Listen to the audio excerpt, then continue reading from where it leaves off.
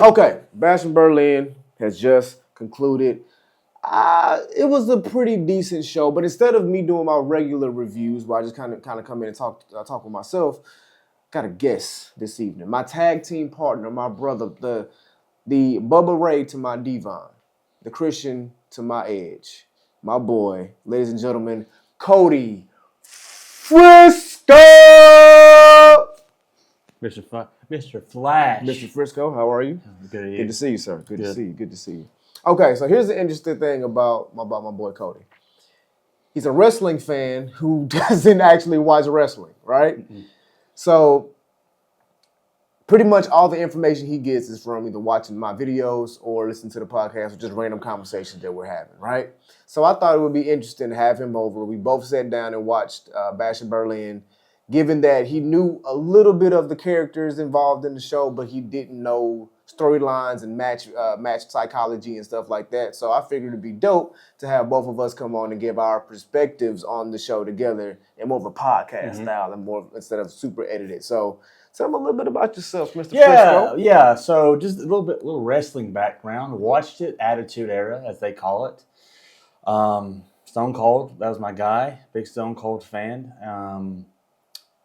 And then about the turn of John Cena's rise is when I kind of just lost interest in it. A lot of people do. I don't know that it's John's fault, but it just, I don't know. I guess I got more involved with other things in my life. But this podcast has got me back into it. I mean, we just watched Bash in Berlin. That's the first wrestling event that I've watched in probably 20 years. Look at that. We out here changing lives. Yeah. Triple H, you need to cut me a check, bro. Salvation Army of you know what I'm saying? The Salvation podcast. Army of podcasts. That's funny. Okay, all right. So okay, we got to start with the first match. Yep. We got to go WWE Championship, Cody Rhodes versus Kevin Owens. And my brother here has a little bit of an opinion of Mr. Rhodes. How about you lead into the review just based on what you think of Cody? Sure. If you are a fan of the FPW Wrestling Podcast, you've seen in the comments section one of the most trending hashtags on all of social media platforms. It's Cody is a weenie. I am not a fan of Cody Rhodes, the wrestler. Like I said, when we were watching, I'm sure he's a lovely person outside of the ring, but in-ring personality, you know, from the start of the music to the end of the match is a waste of time for me to watch. Kevin Owens, and like I said before, it looks like he has the athletic ability. I mean, technically, he is a middle-aged man. He's in his 40s. Has the athletic ability of a dad and his son joining a rec league basketball team on Sundays. Okay, let me leave with a disclaimer. These are not the opinions or thoughts of the team over at FPW. These are the individual opinions and thoughts between two friends having a conversation that you guys are able to join in on. This is not our thoughts on WWE, the product, or its legal team. Absolutely. So thank you. Carry on. I ain't trying to get sued for blasphemy, bro. No, that's true. If Kevin and Cody want to come on the podcast, I mean.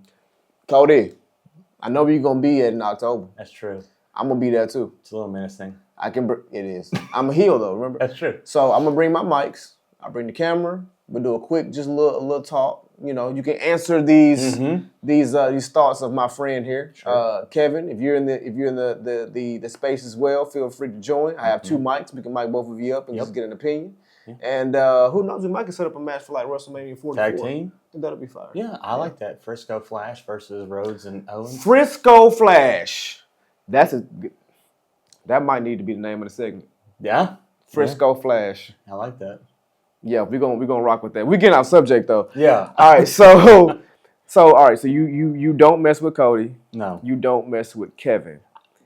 I did like some of the stuff. He disproved my theories of his athletic ability a couple times. Okay. Some of the moves, but outside, it was a 30% athlete, 70% stay-at-home dad on Sunday afternoons watching football. Okay, did he get that 30% in this match? Yeah, he did. Okay, so he's earned a little bit he more. Sure has. Yeah. All right, cool. So we can run with that. Yeah. So all right, so what did you think of the match overall? No. Thankfully, it wasn't a main event. Was it the first match? First match. Yeah, it's probably best. It probably should have been a pre-show match. Wow. Um, And I'm supposed to be the heel.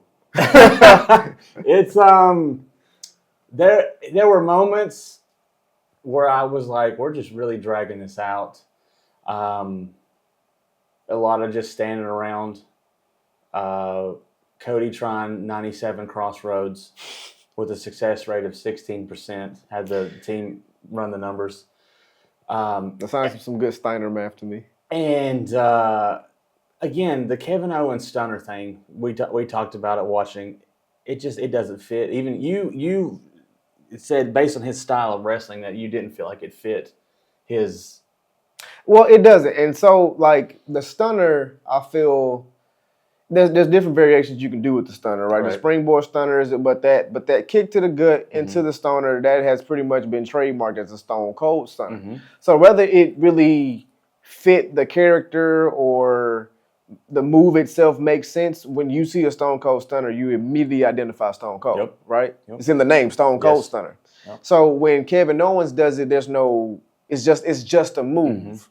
And so it kind of becomes like if someone does a tombstone power driver, you're going to think of The Undertaker. Right. If you're not The Undertaker, then it's always going to be you just stole this thing, why are you doing it? Yep. And so it just, to me, it looks weird and it kind of exposes the move for what it is. Yep. And which the move isn't really all that cool to knock someone out in the case of an actual finishing thing. Yeah. It's just iconic in seeing it. So I feel like they just kind of had to go with a move that, like I said before, Kevin could hit on anybody. Yep. And the pop-up powerbomb is not the move where he could hit on a Bronson Reed. He's not going to get Bronson Reed up to do a pop-up powerbomb. So if you put those two in the match, how do you finish the match? How do you tell the audience, hey, this is the big finish? You have to do something else. Do I think it should have been the Stone Cold Stunner? No. But I guess if you think about it, given OG Kevin Owens, like when he wasn't being a babyface, his character was able to just be who he is. In a way, he is the generation Stone Cold just because of he didn't really care about like authority. He's gonna do his own thing, yada yada yada. So I guess from a generational passing down idea, it fits. But like I said, seeing and you like this is your first time seeing it, right? Yeah. So you gonna automatically think Stone Cold, every right? Time. Yep. So you can't really. It's like the rock bottom is the rock bottom. It's not a Uranagi. Mm-hmm. You know what I'm saying? Like there's a Uranagi and then there's the rock bottom. There's a Stone Cold Stunner and then there's just a stunner. And just a stunner doesn't have as much impact to me. No, it doesn't. So no. And the whole thing about Cody Rhodes hitting his finisher 19 times, at some point you got to reevaluate the strength of your finisher. Mm-hmm. Like it's supposed to be I know we in a generation where the pop is going to be at the near falls. Whenever, you know, either the guy that you want to win hits it or the heel or the guy that you don't want to win hits their move. You want to get the crowd more excited, so you have someone at the last ditch effort kick out to kind of, you know, get everyone excited again. But at what point does the move matter? Like at what point do I need to know this is it? Yeah. This is like if I'm not a wrestling fan and I haven't like studied psychology of it to kind of get tempos and see where they are in matches, like visually, how do you communicate? Okay, yeah, it's over. Yeah. If I hit the same move 19 times and just now I'm hitting this move and I win. That doesn't seem like a finisher to me. It should be devastating. Yeah. Especially if you got to hit it 3 times for it to win a championship. So that's something that I agree with you on. I'm not a fan of that either. Yeah, I believe in the Webster's Dictionary, when you look up the word finisher, it says ends the match. I think that's what it says, and it has. You can't beat. It's in literature. You can't argue with Noah Webster. You cannot. Nope. You cannot. I've tried. You cannot. Okay, so I think it's safe to say. I mean, we've had conversations. You know, obviously I've had conversations with you guys, and we've had conversations. The Cody Rhodes reign to me, business wise, is working 100%. The guy's putting butts in seats. He's selling merch. He's on all the talk shows. He's on all the content.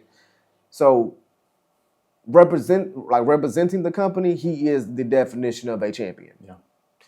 On screen, however, especially if you want your champion to have a little bit of edge, like you should have a little bit of edge, something I can grab onto, and this guy isn't just perfect. Yeah. That's what we get with Cody Rhodes. And you go from Roman Reigns, and I'm sorry if everyone wants to make that comparison, but Roman is the ultimate example in this generation. And you just beat him. Mm-hmm. So if you cap off a record-setting, entertaining reign just to put on you, and we know the situation on SmackDown, they don't have any heels. At least none good enough to challenge Cody. So he had to go and make one up with Kevin Owens, who was also a babyface. So there's nothing to grab onto with Cody's reign, and it just kind of feels like it's just slowly going by while we wait for The Rock and Roman Reigns to kind of figure out what they're going to do and come back to the championship picture. And the person that you're fighting shouldn't make you an exciting champion. Mm-hmm. At that point, the championship is, in my opinion, is making you're not making the championship. So could Cody be a main event guy without the title? Yeah, because he did it for the past 2 years. But with the championship and him being the end guy that everyone needs to be fighting up to, business-wise, it makes sense. On-screen character, I don't think it does. And that's me giving a detailed description. He just hates him. Yeah. And it's just a strong dislike. It's the like you said, it's hard to. You kind of have to compare the two, right? Roman was your last champion. He had, like you said, a record-long reign, and then he gets beaten by Cody Rhodes, who, from the conversation we had, that's where the story was headed. Roman, like we've talked about, can cut a promo, right? He can talk, he can do it. He backs it up in the ring.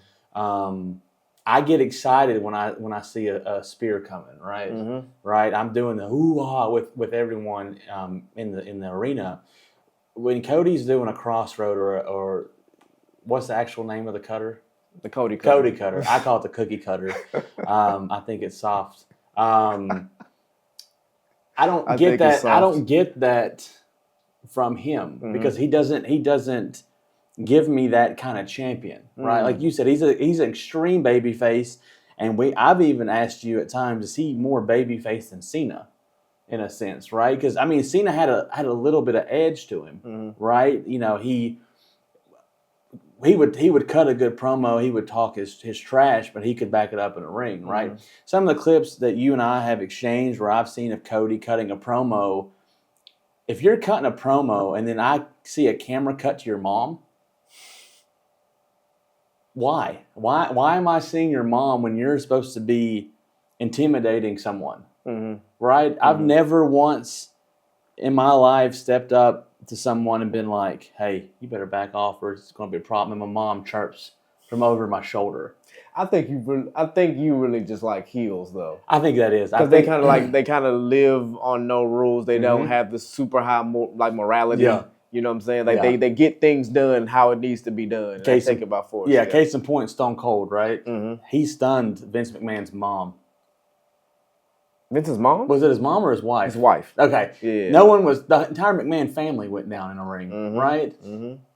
Cody would never cookie cutter or Cody cutter or crossroad someone's mom or wife. No, but also in his defense, Cody's not an anti-hero, and that's what Stone Cold was. You know what I'm saying? Yeah. Like it kind of feels like you got Hogan during the golden era. Yep. You got I guess no.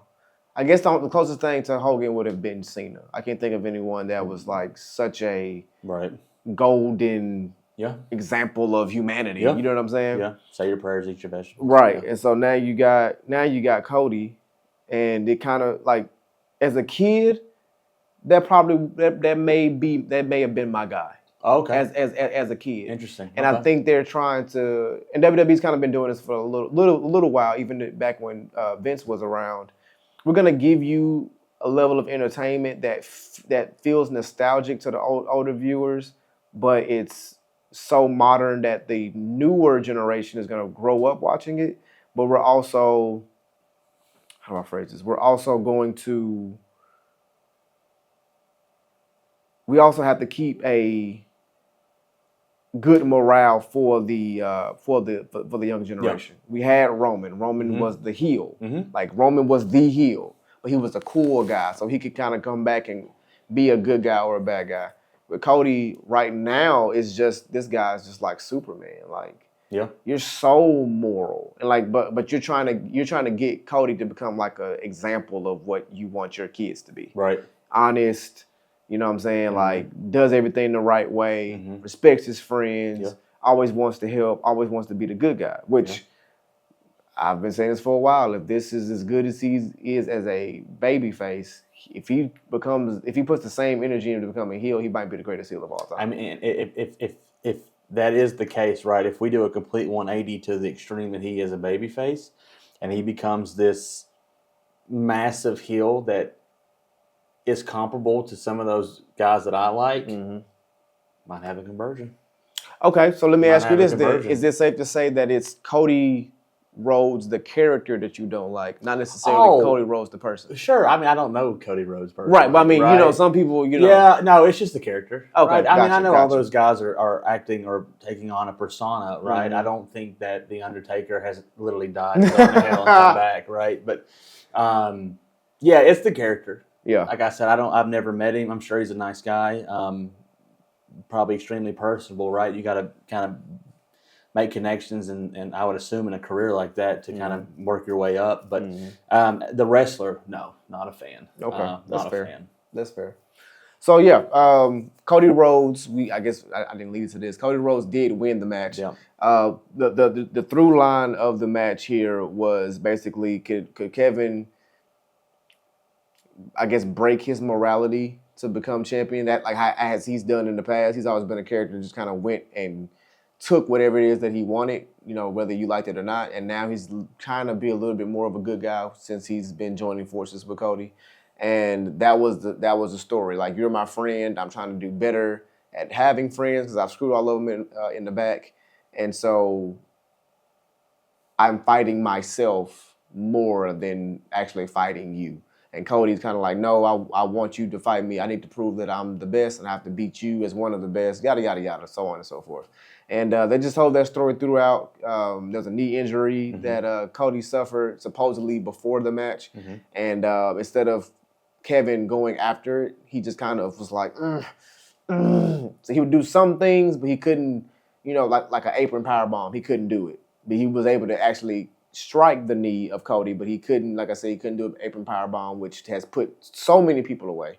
So he goes for the stunner. The stunner's not working. He won't do a pop-up powerbomb. And ultimately, Cody just took advantage and after 25 crossroads, won the match. Yeah. Is that a pretty... That's spot on, yeah. That's basically what happened. So let's move on. We got let's go into the women's tag team championship match. So you have no experience with the somewhat dark lineage that is the women's tag team division, have you? No, nothing. All right. So this division is historically a joke. Okay. And I don't mean as a joke as in we're trying to make you laugh. Oh, okay. A joke is in we're trying to do something good and it sucks. Right. So you have a division that is very, very limited, right? So in the men's division, obviously you have heavyweight, you got that lighter, like cruiserweight, and so on and so forth. You don't really have that in the women's division. Smaller division, So most of the time, when you have a very small pond, everyone's shooting up after what? The one main title, right? Especially considering the fact that there's no in-between titles. There is no mid-card titles, as they call them. So like Intercontinental, United States, there's not one of those for women. It's either the main belt or nothing. Really? Yeah, it's the women's. I didn't know that. Yeah. Oh, okay. So so you got Raw and SmackDown. On SmackDown, the champion is Nia Jax right now. So that entire roster needs to be focused on being that because we don't have time for a tag team division. That just leaves like 3 people in the main event spot and everybody else trying to fight to be a tag team.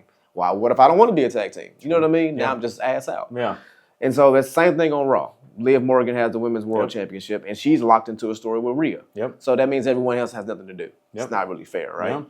But since you don't have that, now you have this tag team division of a bunch of women that normally don't even know each other in the sense of the show. Right. Now all of a sudden they're a tag team, and we're supposed to believe that they should be the best women's tag team in the world. That doesn't make sense to me. Like, we don't need a tag. Just bring us mid-card titles, and everyone can still do what they do. Mm-hmm. And the men who have a much larger roster space, they can have a tag team division. They can have two sets of tag team belts, and it just makes more sense. Unless you're going to start bringing in NXT talent more, and that kind of makes what you're doing more, but they don't ever want to do that. Mm-hmm. So you got the Unholy Union, Mm-hmm. and you got Jade Cargill and Bianca Belair, who you know of, you've seen. Yes. So on paper, if you see these two teams lining up together, which one looks the most impressive? Impressive? Yeah.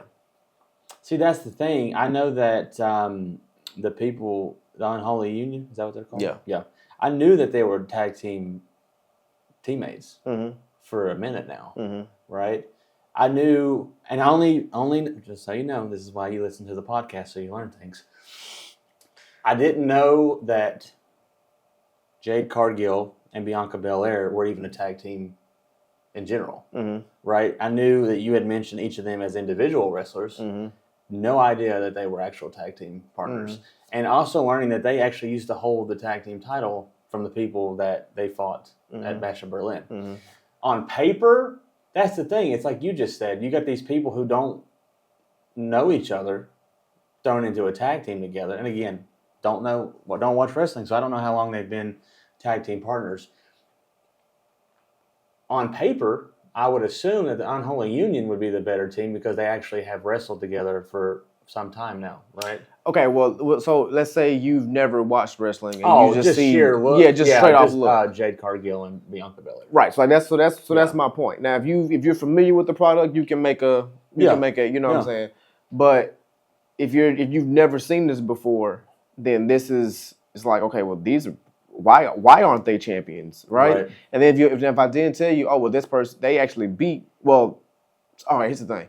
It was a triple threat match. Okay. So the Unholy Union didn't actually pin Jade and Bianca, right? Okay. Jade and Bianca hit their finishing move, and then one of the members of Unholy Union came in and threw Jade out and stole the win. Okay. So that's how they actually won it, right? Okay. So they kind of won it in a chicken shit heel kind of way. Yeah. But if you didn't watch the product and you kind of knew of Isla Dawn and Alba Fire a little bit, then you're like, okay, well, I know that they've been a team for a little bit. So these guys I don't know, have they been a team? So if you do know that coming in, then now you have an idea of, well, the actual tag team should be the ones that win because they have more chemistry. Yep. But sometimes sheer power and force and individual skill alone, it's like Hulk Hogan and Macho Man. They were out here beating tag teams that have been together for 10, 15 years. But because who they are, you can only fight one at a time. No, I get it, yeah. So it was one of those things where it's like going into it, you don't really know or believe that, okay, Alba Fire is not going to go, just looking at him, is going to fight Bianca, and then Jade Cargill is going to fight Isla Dawn. In no world, that is WWE, in no world does that compute that you are at the level of this person next to you. So now I can't believe that you're going to win this. But you get that in a tag team division that's strictly made up of single superstars. Right. Okay. So how can the true tag teams stand a chance when you can't match firepower of someone who's just not the world champion right now? I get that. I mean, you can relate that to sports, right? You can take a team that's played together for a long time and put a team together.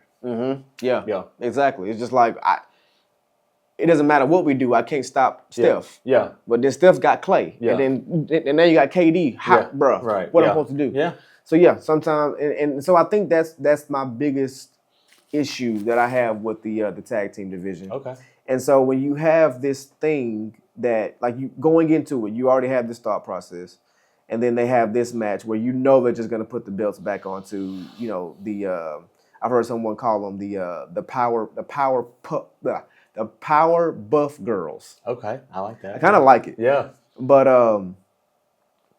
it doesn't give that look. And if you do watch the product, you realize that, okay, well, Bianca Belair is Bianca Belair, future Hall of Famer. Jade is the new toy, if you will. She looks amazing. She's going to market. If we can get her solid in the ring, we can start put some championships on her and kind of push her in that direction as well. So if you know that we put all this stock into this opposite team that's less than what you put into me, and we are the champions, what is that? You know what I'm saying? Yeah. Like, what does that say about your? And so, like, that's my biggest problem. Even with having Bianca and Jade as a tag team, it's like, for what? Their ultimate goal isn't to be a tag team. You know, like the Dudley Boys have been a tag team their entire career until one of them decided to retire, and Bubba Ray kind of went and created his own thing, and that's fine. But everyone knows the Dudley Boys. Everyone knows Matt and Jeff. Yep. They've broken up and they've gotten back together. The Hardy Boys have always been known. The Brothers of Destruction.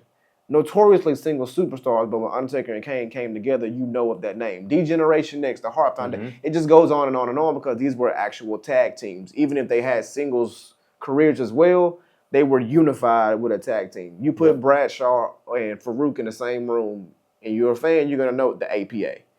But you also know of JBL and Farouk and everything Farouk has done before.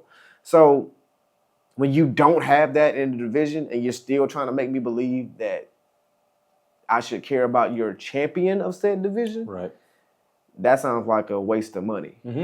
Like, that's a failed project you need to just throw in the bin, because for what? But that's my outlook on it. Not necessarily the match itself, but just everything going around that. What are your thoughts about the match? It's a good match. Again, having never seen any of those 4 women wrestle, but just knowing what you've mentioned about Jade Cargill and Bianca Belair, ultimately how we just described it, right? They're OP on their own, right? And then if you get those two together, I felt like throughout the whole match, I never once thought that the Unholy Union was going to win. Right. And it never seemed like they had, but that's every tag team match, right? Someone always going to cheat and do something that's just wrestling. Like, it hasn't changed since the last time I've watched wrestling.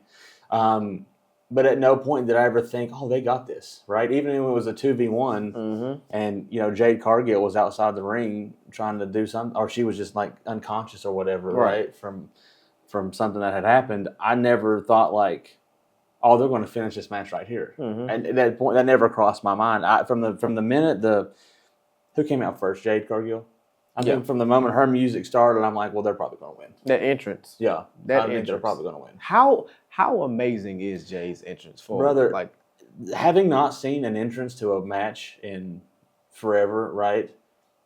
The showmanship and the lights and the music and the atmosphere of the production value of what it is now is just, it's crazy. It's like movies. It's crazy. It's incredible the way they make these superstars look larger than life. Yeah. Like, they really know who and what is going to sell, and WWE might be the best in the world at, like you said, production value and making me believe, oh, this guy matters. So, actually, funny story on my whole thought process with Cody and Roman, and how I knew Cody was actually going to be the guy that was probably going to take the title from Roman, right? So, from a business standpoint, I know how much you're going to spend a lot of money on entrances, especially that like with the lighting, production, camera, all that different stuff. But then you throw pyro in there. If you notice, not too many people have pyro in their entrances, and if they do, it's reserved for the main stars, right? Your Rhea Ripley's, your Drew McIntyre's, at the time, Bobby Lashley at one point, of course, Roman, Cody, so on and so forth, right? Those are main event guys. So if you're bringing Cody in and you give him 2 pyro sections in his entrance, when the only other person that has 2 pyro sections in their entrance is Roman Reigns, who is the champion, that's just a small little subtle sign that, oh, okay, this is gonna be the guy they're gonna groom up to take down Roman or the top guy to move us further in the story. So I just feel like you got to be people that have attention to detail in wrestling like that have got to be just some of the most diehard. Like, I watch too much wrestling. I know. It's just like they're almost like unemployed investigators, where they're just at the house and we do a lot of like conspirizing. Yeah, sure. Conspiring. Conspiring. Yeah, whatever. That because I think it's conspiring. to just pick up a detail like that and be and something as simple as just a little firecracker, no more, no less, right? To just go off twice in the middle of an entrance and be like, okay, well, they're putting that much stuff. See, my mind would never go there. I watch way Yeah. too much wrestling. That's crazy. But that's why I have a show. That's true. So now That you we're guys doing can right share now. my weird. So thank y'all for y'all support of Yeah. my weird. So that I understand, and that's why you look at that with Jade Cargill and Bianca. They have those larger than life type of entrances that really push a character. Isla Dawn and Alba Fire do not. They have cool lighting. Yeah.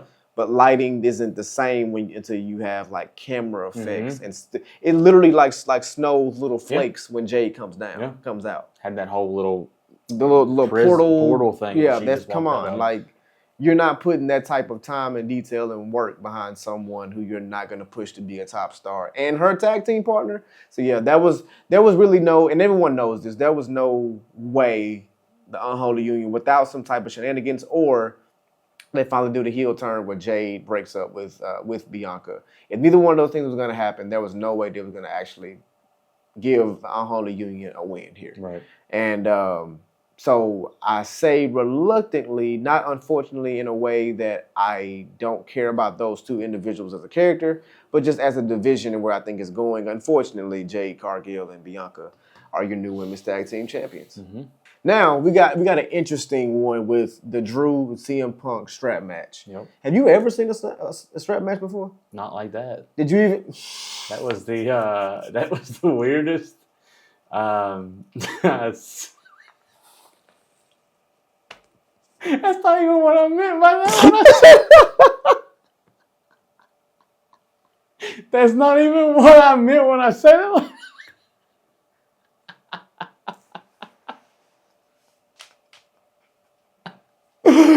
Like, oh shit! Oh shit! I know my mic levels are spiking right now. Yeah. You were saying? Oh no, we're keeping that. Okay, That's it. I have seen the strap match before, but with the light thing. Yeah. So you have seen it with the light before? I have not. Okay, so That's new to me. For whatever reason, WWE has this thing where instead of it just being a brutal, violent match that involves a thick leather strap, now you have to incapacitate your opponent so badly to walk around and hit each turnbuckle uninterrupted to turn on a red or a green light. I mean, I feel like with that logic, you might as well just throw a jackpot machine in there and just have them just fatigue. You know what I'm saying? It does feel very pinballish. You know what I mean? Like you just kind of And so that's what this. So I felt like that part personally that went into the match and it pulled you a little bit out of the blood feud that is. Yeah, I don't know a lot about that storyline. I know that they've been feuding for a while over a bracelet, and the whole time I'm looking at the lights, being like, "What is the lights for?" I'm worried about the lights more than I'm worried about two guys strapped to 13 feet? 13 feet, and just slapping the hell out of each other. I'm looking at lights like I'm a pedestrian on a crosswalk. So what I wonder is, do they do that in order to illustrate to like the main audience that, hey, this person is winning, maybe? But then again, if you do that, why would you have like a match that involves chairs then? Because chairs are smaller than a leather strap. Maybe it's I don't know. Yeah. But I can't, for the life of me, I can't think why you would think that would be a good idea.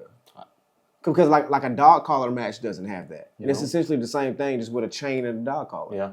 But I don't have to like walk around with you attached to my neck and ring a light. Yeah. So I never really understood what the problem. Anyway, nonetheless, the match wasn't bad. It wasn't. It told a good story. I'm not the biggest fan of I'm fighting this 6'5" Scotsman over a bracelet. I think the trinket itself should have had a little bit more value.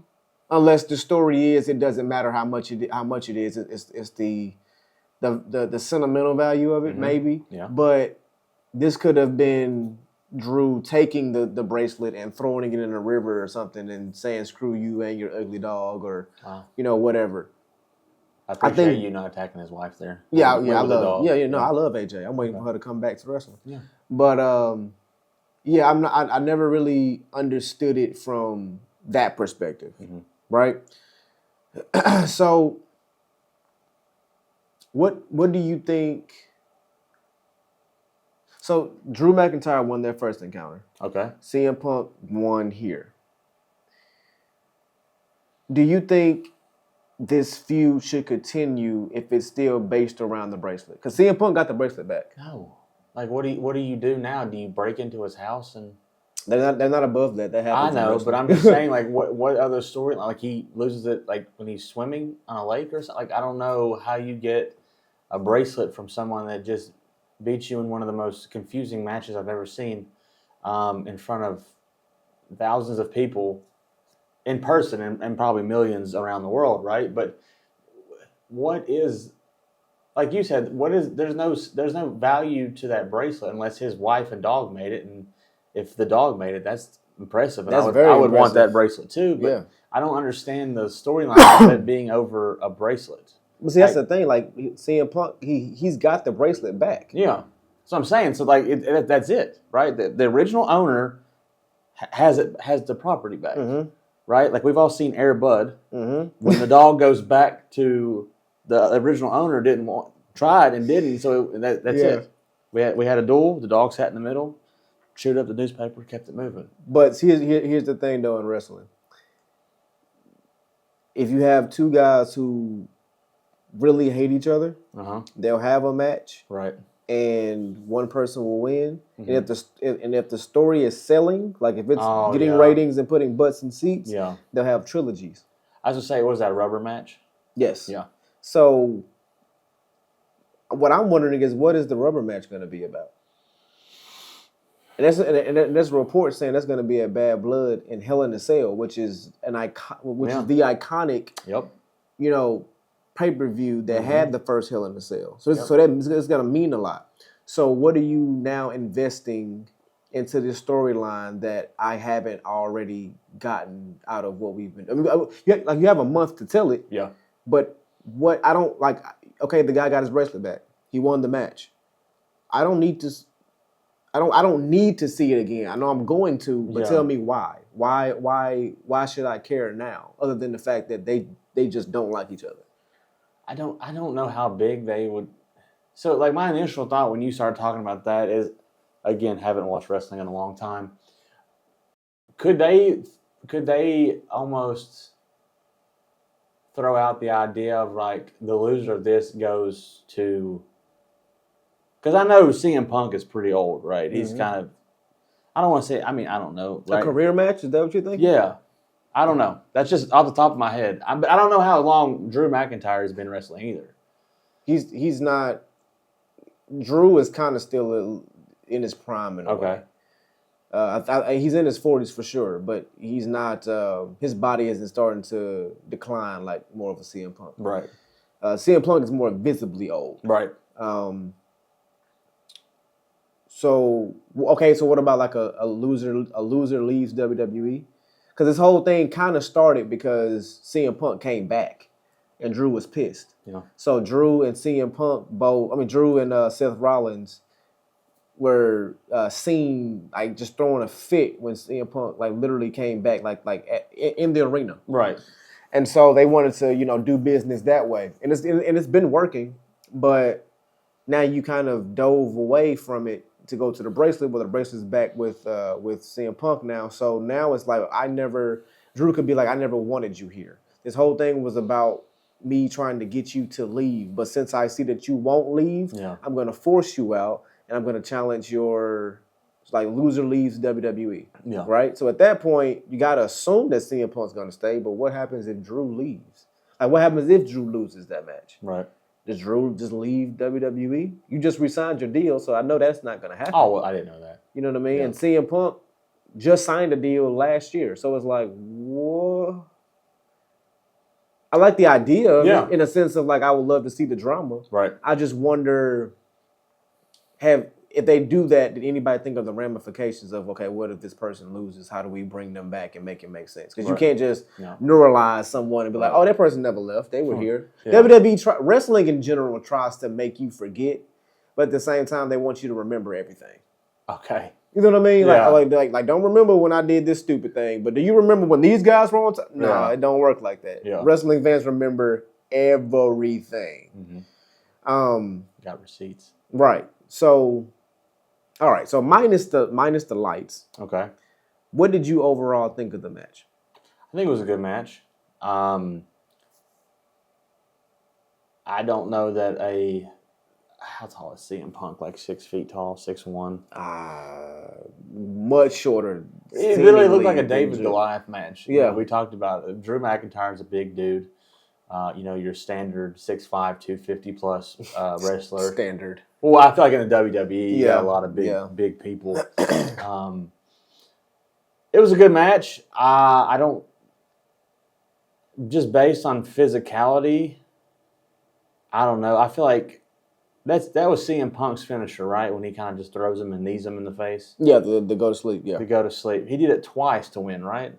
4 times. That's what I'm saying. Well, I think I'm not sure that was like I need to do this every time. Yeah. I think that was more of like, I hate you, I'm gonna do it again. Oh, okay. I hate you, I'm gonna do it again. I hate you.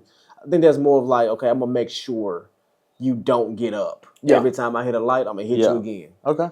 That way I know like you won't be able to interrupt me.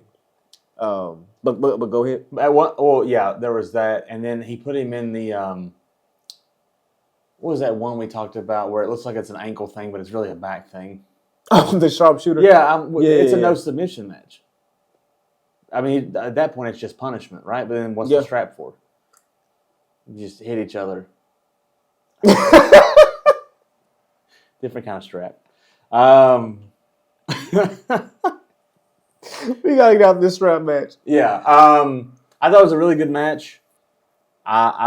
I feel like in reality, maybe you could have maybe given it to Drew, and then if they're going to do it, well, then that'd have been 2-0. That'd have been 2-0, yeah. That'd have been the end of it. But I think they, on the other side of it, I think CM Punk won so they could do a third one. Yeah. Yeah. Yeah.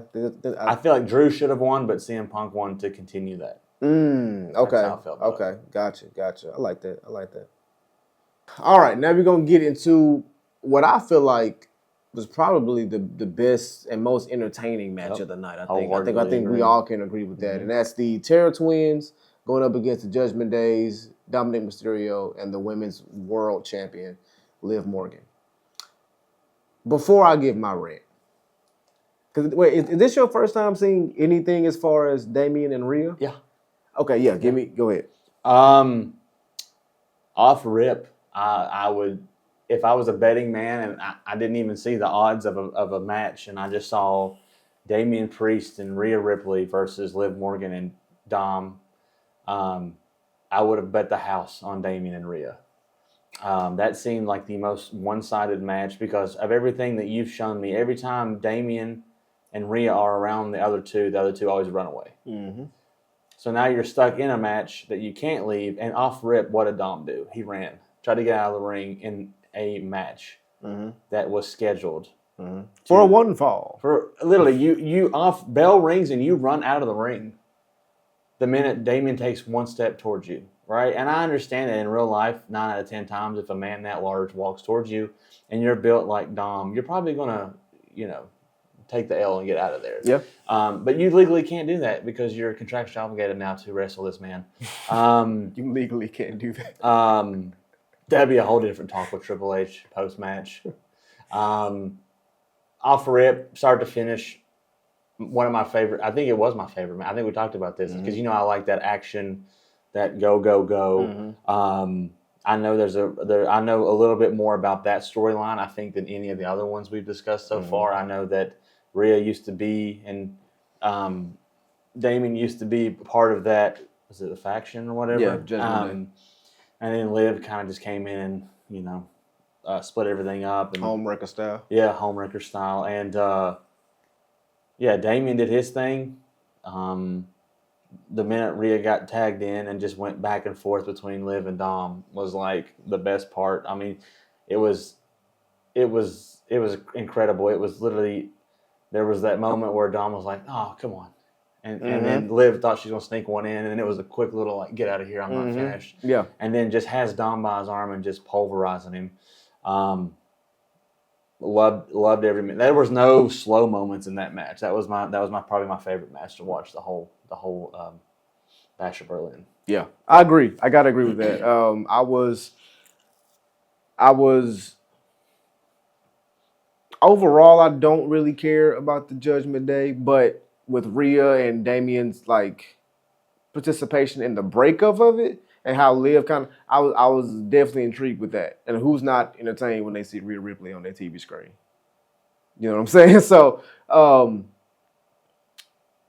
getting to finally see, and it's great emotional storytelling, right? Mm-hmm. Like getting to finally see Rhea finally get her hands on Liv. Mm-hmm.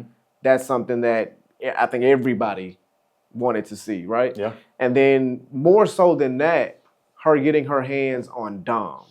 And we haven't had the moment where Rhea hits Riptide on Dom, and that's what we've been waiting on. Even though she got her hands on him, we want to see her. We want to see her Riptide plant pin the same way she does everyone else onto Dom. That's what everyone wants to see. So until we get that moment, I don't think this feud is over. Okay. But just talking about the match itself. So there's been a lot of things going around on the internet, like people joking around, but saying, what if we let Damien and Rhea win the tag team championships, like the World Tag Team Championships, because the Judgment Day, I think, the Judgment Day hold the championships. Interesting. Yeah, so JD and Finn are tag champs. Okay. And we've never had, to the best of my knowledge, we never had a mixed tag team win the tag team championship. And we know it'll be gimmicky. We know we're not expecting them to actually have a full tag team run. But just what if? Yeah. How cool would that look? I could see that. I don't think Rhea is your basic wrestler. Is she going to manhandle a Gunther? No, but like it would be, Gunther's not on a tag team either. So I could see that the possibility of those two winning a tag team, like you said, but it wouldn't be a long run. Yeah. Storyline alone, I think it would be cool. Yeah. I think I really enjoy it.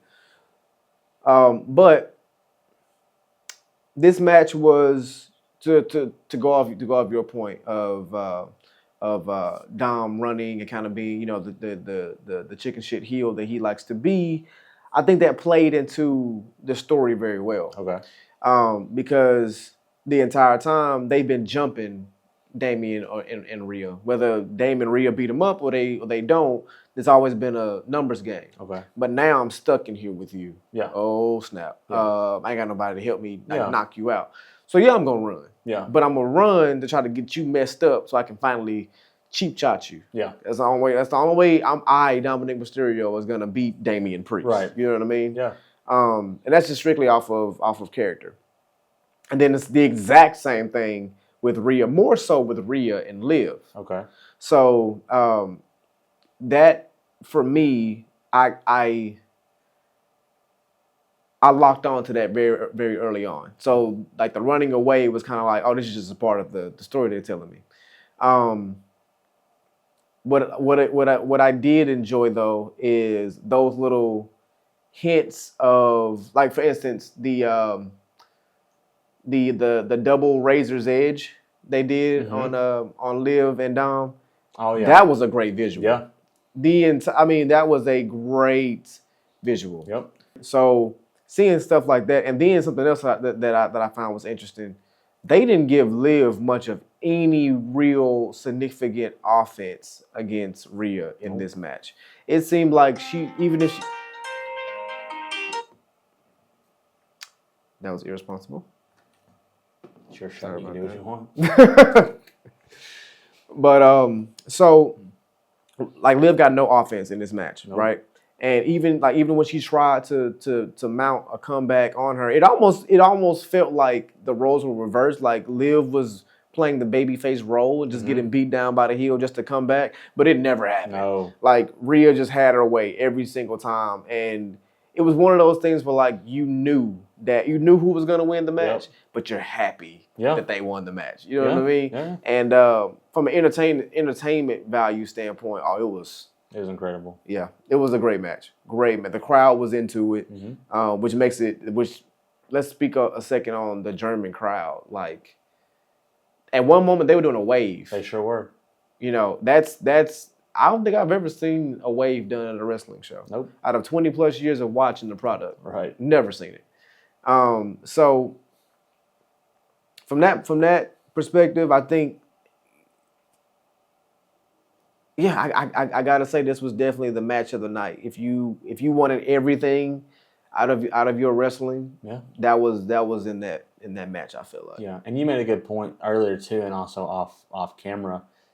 Liv I had forgotten honestly throughout the match because you just wanted to see both her and Dom get beat up.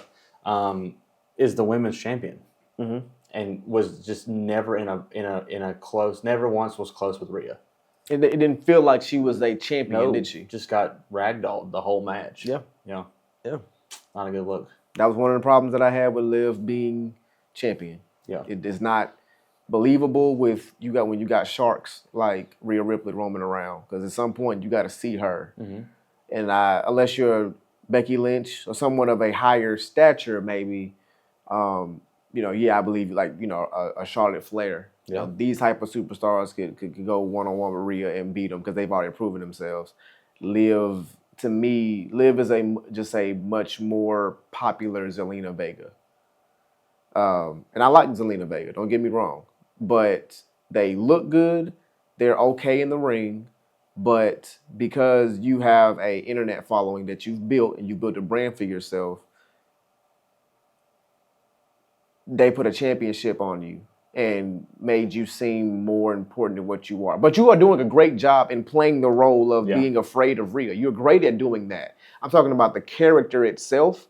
Yeah, I've never been on board with the whole let's make Liv Morgan the champion. It's just never. She was better in the tag team world with Ruby Riott, but Ruby left, so I get why they had to change that up. So, yeah. Out of the last three names, I went 1 for 3 on the female wrestlers. And finally, we got the match that I think the whole country was looking forward to with the World Heavyweight Champion Gunther, the Ring General, taking on the Viper Randy Orton, who was going for his 15th World Championship here. Crazy. So, okay, this is your first time seeing Gunther, and I feel like you got some pretty choice words for your first impression, so let them have it. Yeah, Dancing with the Stars came on Thursdays. Apparently it comes on Saturdays at Bash of Berlin.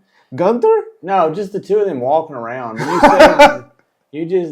was like they're doing the Paso Doble. They were just real slow. The Paso Doble. Yeah, I used to watch Dancing with the Stars. Look at you. I probably know more about that than I do wrestling right now. You are so cultured. I know. But Gunther, he's big, right? From what I've heard about him, and then seeing him, I was like, well, I feel like Randy's a lot bigger than him, so this should be an easy clap.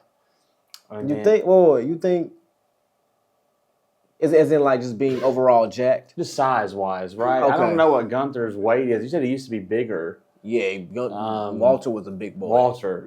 Walter. He wasn't like a... You know a little Walter? I don't. All Walters. I don't know any. I'll say that. Wait, yes, I do. A guy I went to high school with.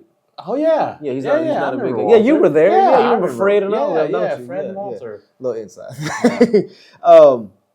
But as far as so Gunther, he wasn't like a Yokozuna big or like a. You remember who Yokozuna is? The big sumo wrestler. Oh yeah. He wasn't like a Rikishi big. He was like just a big chunky boy. Okay. You know what I mean? Yeah. So like big enough to make it believe like, oh, you're fighting a smaller guy, they're gonna die. Mm-hmm. Now it's kind of like you're a skinny version of that, but way more athletic. So it's more impressive in that regard. But yeah, he is like Randy's jacked. What is he? What is it? I think they say 6'5", 290. 290. Randy Orton, for y'all that watched Randy Orton back in 08, 09, 2010, his early years, his prime years, if you will, with Cena, you remember little skinny, bald head, legacy Randy, right? This guy is now 290 pounds. He weighs more than Brock Lesnar. That's crazy. He weighs more than The Rock. Randy Orton is pushing 300 pounds. And he still has abs. Yeah. What? Probably implants, but yeah. What? Hey, call it what you No, want. it's probably not. That's he's a big dude. I'm not gonna say natural in the sense of like that, but he's a big dude. Big guy. But anyway, back to so I had never seen Gunther fight or wrestle. I've obviously seen Randy wrestle several times. You told me about his chop, and I said I would eat that. Did you say that? I did say that. I said I would take one of those from him. You would take Gunther chop? I would. I didn't, unless Randy just makes it look like it's nothing. I didn't think it was. I think it was Randy's chest. Randy's giant now. I know, I know, and I think that might be part of it, right? I may backtrack a bit, standing, arm lengths from Walter or Gunther, but yeah, in that moment, I was because you had told me about his chops, and I could see someone finding discomfort in that, but the match itself. You and I discussed not my style of wrestling, very slow paced. A lot. I mean, that's literally when Randy stopped to do the wave. With the crowd. Yeah. I'm here to wrestle. I'm not here to. You want as soon as the bell rings. I want that action. Yeah. Again, at what point does a finisher actually stop being a finisher? Right. It refers to the RKO. Okay. I think TG mentioned in the match that he say that was one of the three best, or I think the three most dangerous letters in wrestling. The RKO to do what? Put him to sleep for 2 seconds and then kick out. That's not. We're getting away from the fact. And then Gunther, I guess he thought that it was an MMA match because he put him in about 87 chokes. You were not a fan of that. Yeah, I want to see wrestling in the sense of like the WWE. I don't want to see your ability to choke someone out. But like, that they kind of join forces with the UFC. What do you mean? So there's Gunther fights at the UFC. No. Oh. Hear me out. I think that can fly a little bit more now because it kind of brings that realism that UFC does, right? Like, I should be able to put you at my size. I should be able to put you in a sleeper hold, and it means something. It's not just like a rest hold. Yeah. And I think that's like usually the story they're always trying to tell with Gunther, in a sense of like, okay, well, I'm big, but I'm smart. Okay. And I know that my size. If I put you in a sleeper, you're gonna go to sleep. Right.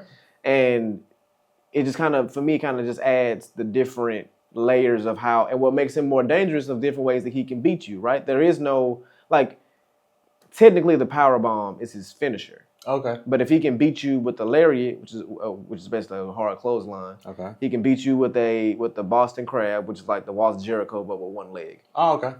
Or he can beat you with that's a single leg Boston Crab. The full Boston Crab is basically the Walls of Jericho. Okay. So he can beat you with that. He can beat you with the top rope splash. It makes him so dangerous. It's like at any point this thing could be over. Versus, I just have to look out for that one move, which is the RKO, which it comes fast. Yeah. But Randy at 300 pounds ain't hitting it as fast as he did at 250. You know what I'm saying?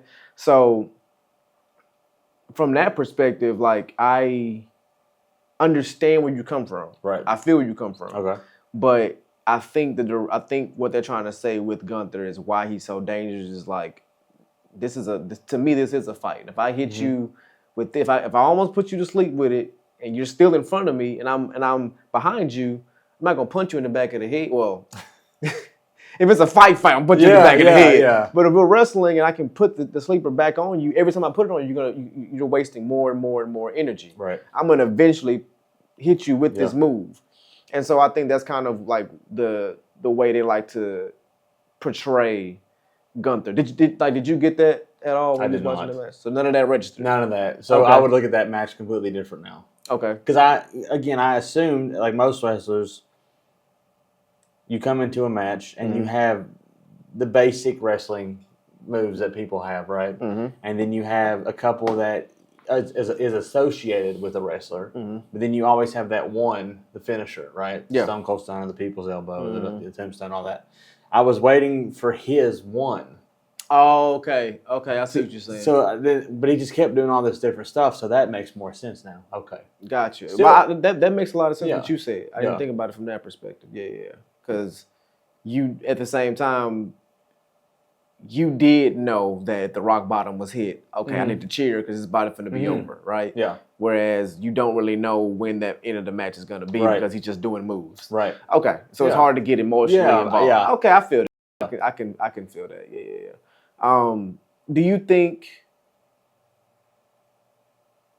just from watching it, at any time that you think, Randy's probably going to win this? I did. Okay. Yeah. I thought I mean, I get they were in front of a German crowd, and even though Gunther's not German, right? At all. At all, not even a little bit. Maybe somewhere down his family line. I don't know. Possibly. He's European. We just said that. Yeah.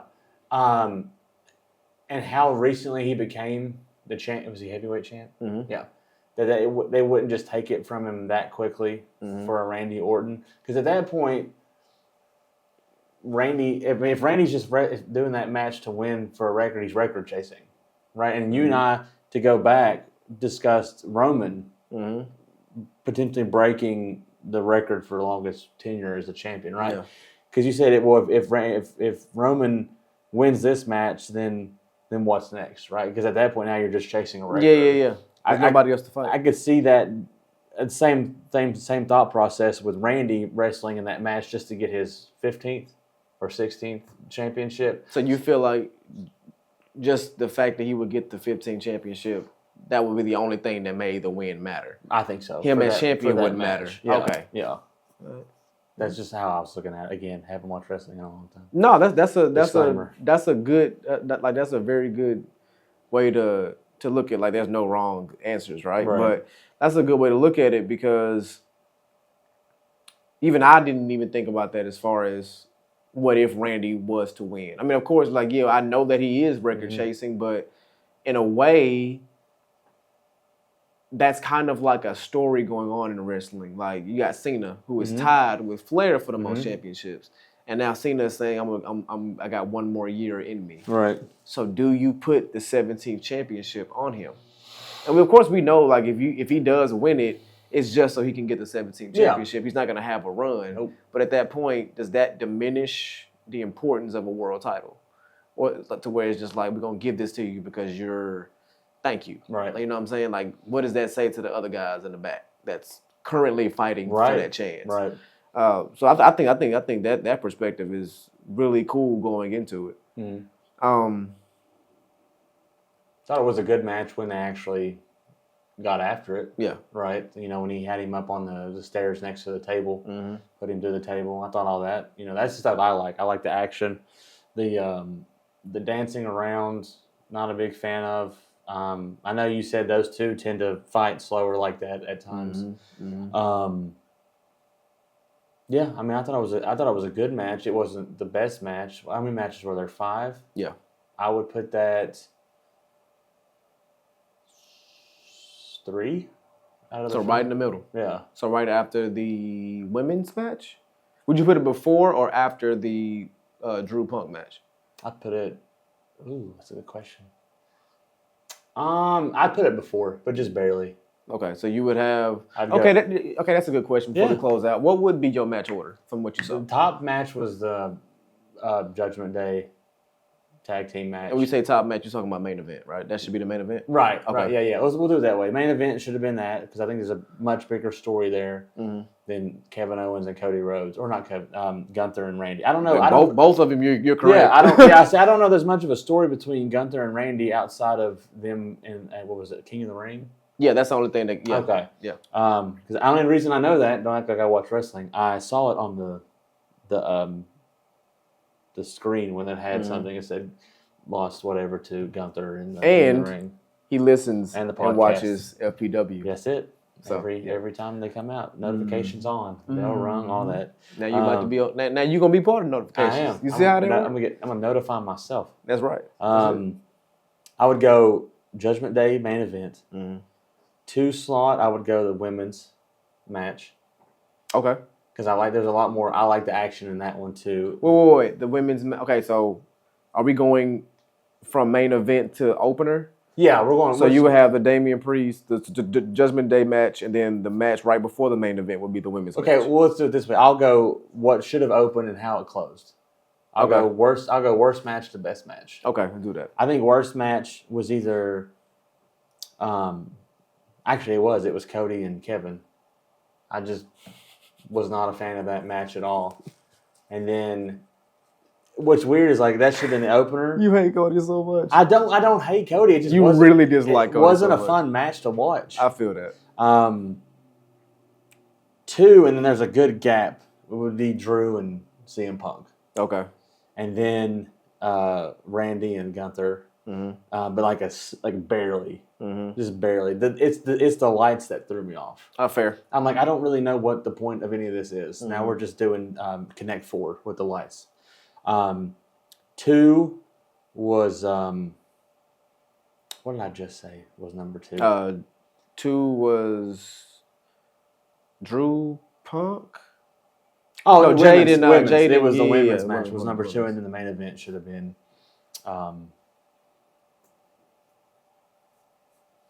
Judgment Day. Yeah. Okay. Gotcha.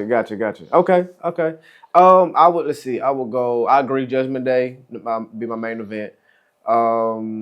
Sub main. I would have put Gunther, Randy. So the crowd's hot. Yeah. Going into the main event. Mid card, or middle of the card, I would say. Yeah, I would probably say Punk Drew. Okay.